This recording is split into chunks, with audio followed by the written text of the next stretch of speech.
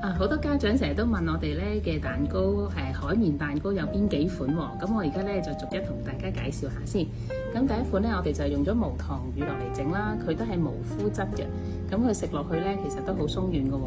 大家可以睇下。咁因為佢用乳酪嚟做，所以咧個甜度係最低嘅。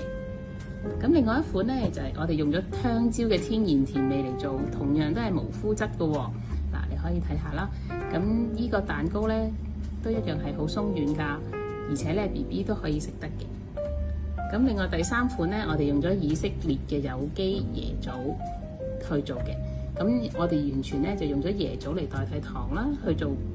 一個蛋糕，一樣咧都係1歲 BB 又食得啦，而且咧佢仲係無糖冇麵粉嘅喎。可以睇下個質地就係咁樣㗎啦。咁頭3款咧都係適合 BB 食嘅，因為佢係冇落任何嘅糖啦，而且咧仲係用咗米製粉嚟代替，亦都係無麩質嘅喎。咁而最後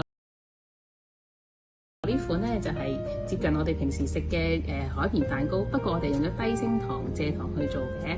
而且亦都係最鬆軟嘅一款嚟嘅喎。睇下，咁呢款咧就適合大人食啦，同埋咧老人家食都好啱㗎。我哋呢4款嘅海綿蛋糕咧，配搭唔同嘅內餡，例如咧呢個乳酪咧，我哋通常會配搭南瓜蓉啦；香蕉咧，我哋就會配搭鮮果啦；椰棗嘅話咧，會配搭一個自己煮嘅蘋果醬啦，同埋咧最傳統嘅海綿蛋糕咧，又會配搭一啲時令嘅鮮果，咁樣配搭唔同嘅外表裝飾同埋味道，就令到所有人咧都可以食到無糖